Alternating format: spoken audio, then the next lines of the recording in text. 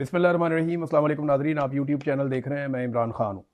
Nadreen, Imran Khan की रिहाई के इम्कानात तो है नहीं और इमरान खान की बहनों ने बहुत कैटेगोरिकली साफ कह दिया है कि इमरान खान को ऐसे नहीं छोड़ेंगे।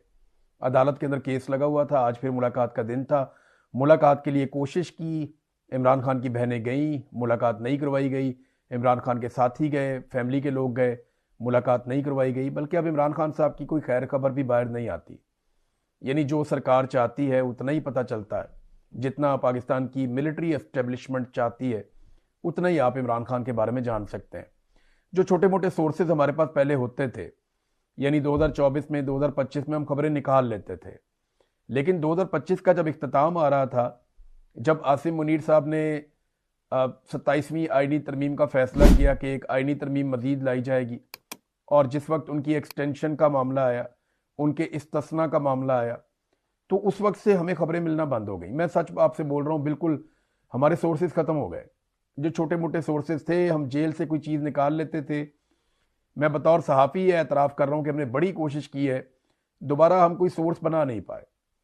हमें जो पता चला है वो ये है कि वहाँ मखसूस लोगों को अब रखा गया है इमरान खान साहब के इर्द गिर्द, और बड़ी टाइट सिक्योरिटी है, और सबसे ज़्यादा तवज्जो इस बात पे दी जाती है कि बाहर कोई बात निकले ना। उसके बाद इंजीनियर मोहम्मद अली मिर्ज़ा साहब को लॉन्च किया गया, उन्होंने इसका फ़ायदा उठाया, उन्होंने जो भी कहा ये बिलीव किया गया कि उनकी बात पे लोग यकीन करेंगे, लेकिन वो सौदा भी नहीं बिका। फिर मुख्तलिफ तरीके किए गए। बहरहाल आखिरी मुलाकात इमरान खान साहब की अपनी एक बहन के साथ हुई थी, और डॉक्टर्स ने फिर उसके बाद उन्हें देखा है, लेकिन वो सरकारी डॉक्टर हैं, उनको भी सख्ती से मना किया गया है, और सरकार ने अपनी मर्जी के डॉक्टर्स चुनकर भिजवाए हैं कि यही डॉक्टर इमरान खान साहब को देखेंगे और यही खबर जो देंगे वही देंगे, और वो एक प्रेस रिलीज के जरिए से देते हैं। अदालत में इमरान खान साहब का केस चल रहा था, वहां भी कोई इंसाफ नहीं है। इमरान खान की बहन अलीमा खानम ने जो बात की, उन्होंने कहा जी शवाहिद तो सारे मौजूद हैं, सबूत भी मौजूद हैं कि इमरान खान साहब का ये केस खत्म किया जाए, उन्हें फौरी तौर पर रिहाई दी जाए, लेकिन जजेस दबाव में है, और जजेस पे दबाव इतना ज्यादा है कि वो इंसाफ नहीं दे पा रहे। अगर इंसाफ दें तो इमरान खान साहब तो बाहर आ जाए ना, ये बात मैंने आपको कई दफा कही है।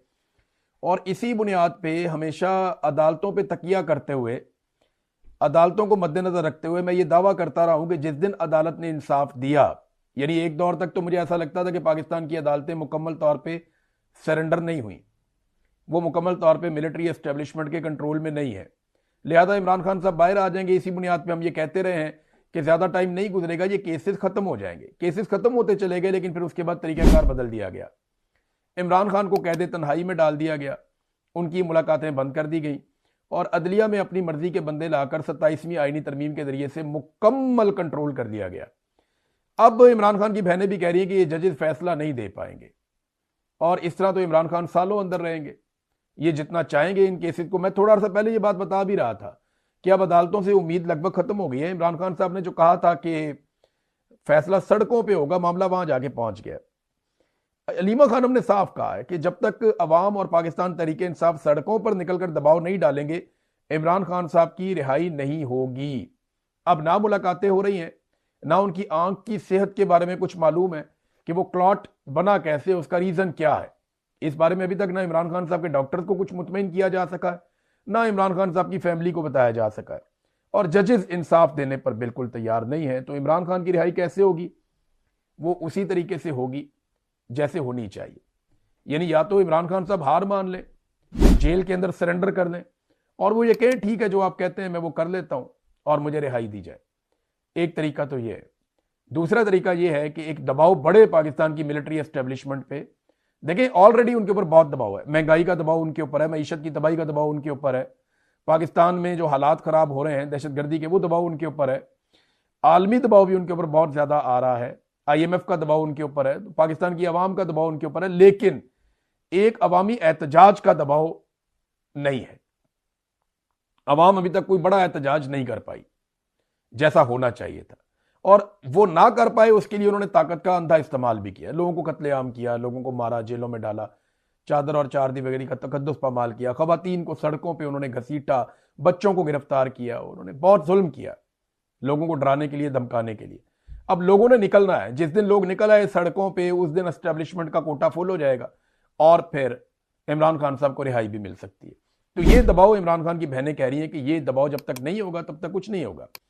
दूसरी जानिब इमरान खान के मुखालिफिन जो हैं वो तो शाही फैमिली से पता नहीं क्या कुछ बनते जा रहे हैं। एक वो क्रिकेटर है, मैं बात करना नहीं चाह रहा था कि उसके ऊपर दबाव बढ़ेगा, लेकिन क्योंकि अब सारे ही बात कर रहे हैं तो फिर मैं भी बात करता हूं। वो नसीम शाह ने एक ट्वीट किया, अब वो ये कहते हैं मैंने ट्वीट नहीं किया। वो ट्वीट जो है वो किसी और ने कर दिया था और नसीम शाह ने उसके ऊपर माजरत भी की, लेकिन उस ट्वीट को बुनियाद बनाकर कि जनाब इसने अपने मुआहदे की खिलाफ वर्जी की है, इसको 2 करोड़ रुपया जुर्माना कर देते हैं। पाकिस्तान की तारीख में कभी किसी को ऐसे जुर्माना नहीं हुआ, लेकिन 2 करोड़ रुपया जुर्माना कर दिया नसीम शाह को। उसके वालिद भी बोल पड़े, अब पाकिस्तान सारा नसीम शाह के साथ जाके खड़ा हो गया। वो कहते जी जो बात आपने की है बात ठीक की है। वो कहता मैंने तो की ही नहीं भाई, वो तो अकाउंट किसी और के पास था, उसने ट्वीट कर दिया और अब मेरे खाते पड़ गया, तो मैं फिर भी माजरत चाहता हूं किसी की दिलदारी हुई है तो। लेकिन पीसीबी ने उन्हें 2 करोड़ जुर्माना कर दिया और बीच में ये भी खबरें आ रही थी कि शायद उसको बैन लगा दिया जाए 2 साल के लिए, ये बातें भी की जा रही थी। वो शानदार क्रिकेटर है, वो उस टाइम भी पाकिस्तान के लिए क्रिकेट खेला जब उसकी वालदा इंतकाल कर गई थी। वो टूर पे गया, उसकी वालदा का इंतकाल हो गया और वो 145 की स्पीड से बॉलिंग कर रहा था। उसने पाकिस्तान को कामयाबी दिलाने में किरदार भी अदा किया माजी में और बड़ा अच्छा खेलता रहा, पूरा जोर लगाता रहा और उसकी आंखों में आंसू भी थे उस दिन। उसकी वालदा फौत हो गई थी, वो पाकिस्तान के लिए खेल रहा था। तो हीरो है पाकिस्तान का, लेकिन यहां लोगों के दिल बहुत छोटे हैं। एक ट्वीट को लेकर उसको जुर्माना कर दिया, उसको मुतनाज़े बना दिया। अब ये मुझे पता है ना कि आइंदा किसी भी बहाने इसको टीम से बाहर कर देंगे और फिर इसको टीम में नहीं खेलने देंगे, क्योंकि शहजादी की शान में गुस्ताखी हो गई है। इतनी सी बात। इमरान खान के दौर में शाहिद अफरीदी ने क्या कुछ नहीं कहा इमरान खान के बारे में। शाहिद अफरीदी ने कितनी तनकीद की इमरान खान पे, कितने निश्तर बरसाए, लेकिन इमरान खान ने उसे कुछ भी नहीं कहा। वो कहीं भी जाता था, अपना काम करता था।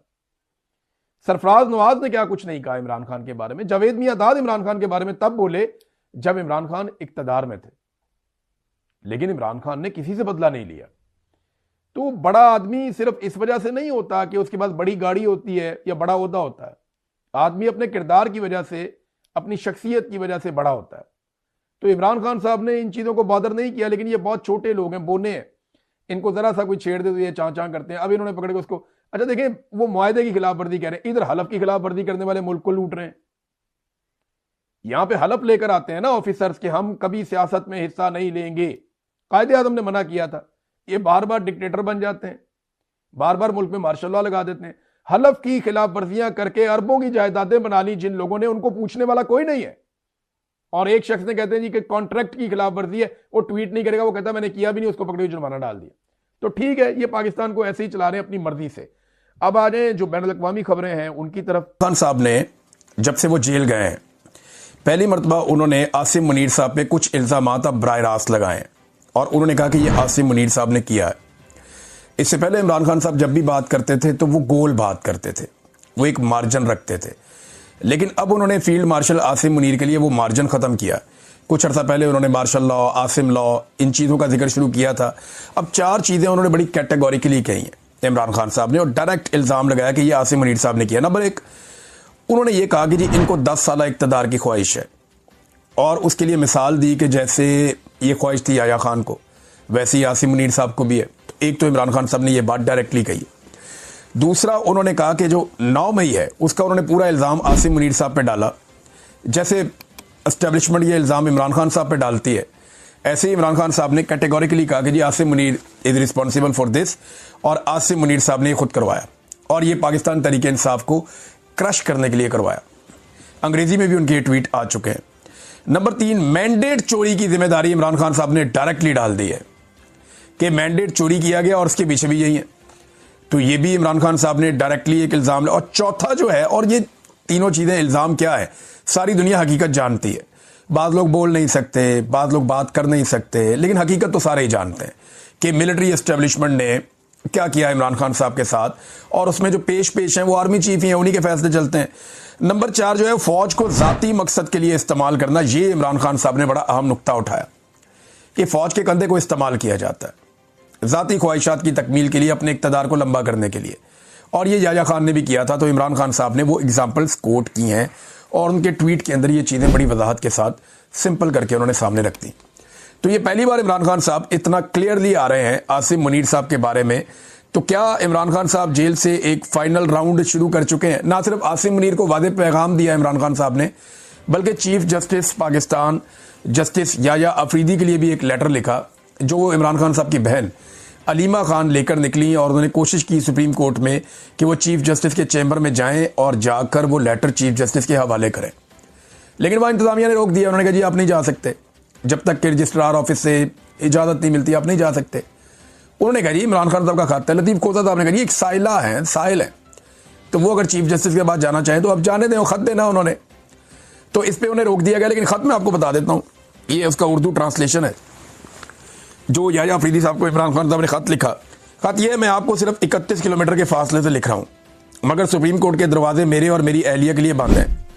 772 दिनों से जायद एक 9x11 के पिंजरे नमा सेल में ज़बरदस्ती की खामोशी, तन्हाई और दुनिया से कटाव के कैद खाने में मैं मुसलसल तन्हाई की कैद का सामना कर रहा हूँ। मेरे खिलाफ 300 से जायद बेसरोपा, झूठे और सियासी बुनियादों पर कायम किए गए मुकदमात खोले गए हैं। पाकिस्तान ने कभी ऐसा जुल्म नहीं देखा जो मुझ पर, मेरे ख़ानदान और दुनिया भर में मेरे हामियों पर ढाया जा रहा है। मुझे अखबारात और किताबों तक की रसाई से महरूम रखा गया है। वकला और अहले खाना से मुलाकातें एक शख्स जनरल आसिम मुनीर की ख्वाहिशात और मर्जी के मुताबिक कभी कराई जाती हैं और कभी मनसूख कर दी जाती हैं। मेरे बेटों को अपने वालिद से फ़ोन पर बात करने के बुनियादी हक से भी महरूम कर दिया गया है।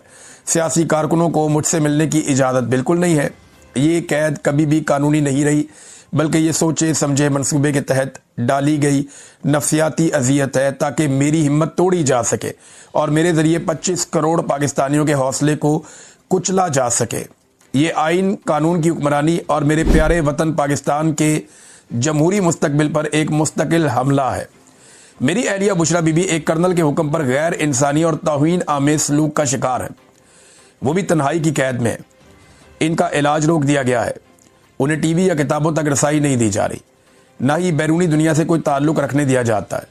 उनकी सेहत मुसलसल बिगड़ रही है, लेकिन उनके डॉक्टर को मुआयने और इलाज की इजाज़त नहीं दी जा रही। पाकिस्तानी कानून औरतों को महज इनके सनफी मकाम की वजह से ज़मानत में खसूसी रियायत देता है और हमारी आला अदालतों ने करार दिया है कि ख़वातीन कैदी रियायत की मुस्तहिक है। लेकिन बुशरा बीबी के मामले में ये उसूल यकसर मुअत्तल कर दिया गया है। ये जुल्म की इंतहा है। इनके तमाम कानूनी हकूक उनसे छीन लिए गए हैं कि वो सिर्फ मेरी अहलिया है। पाकिस्तान भर में हज़ारों कारकुन और हामी जेलों में सड़ रहे हैं। इनमें से कई को अगवा किया गया, तशद्दुद का निशाना बनाया गया और आईनी ज़मानतों की सरीह खिलाफ वर्जी करते हुए फ़ौजी अदालतों में मुकदमात चलाए गए। बैरिस्टर हसन नियाज़ी को फ़ौजी हुकाम ने उठाया, अजियत दी और महज मेरा भांजा होने के जुर्म में 10 साल कैद की भयानक सज़ा सुनाई। मेरी बहनों को नाइंसाफ़ी से कैद किया गया। मेरे भांजे शहरयार और शेरशाह का भी नाहक उन्हें कैद का शिकार किया गया। मेरे ख़ानदान के साथ होने वाला ये जुल्म पाकिस्तान की तारीख में ऐसी मिसाल नहीं मिलती। अदालतें जो आज़ादी की ज़ामिन होनी चाहिए, उन्हें पाकिस्तान की सबसे बड़ी सियासी जमात को कुचलने के लिए हथियार बना दिया गया है। इन सब ज़ालिमाना हरबों के बावजूद, मेरी अपनी कैद और तमाम आवाज़ों को दबाने के बावजूद पाकिस्तान तहरीक इंसाफ ने 8 फरवरी 2024 के इंतखाबात में तारीखी कामयाबी हासिल की। लेकिन अवाम का मैंडेट एक ही रात में चुरा लिया गया। जमहूरियत को मजाक और आइन को शहीद कर दिया गया। इस धांधली की तौसीक और मोहर तस्दीक कॉमनवेल्थ 2024 की लीक होने वाली रिपोर्ट ने कर दी।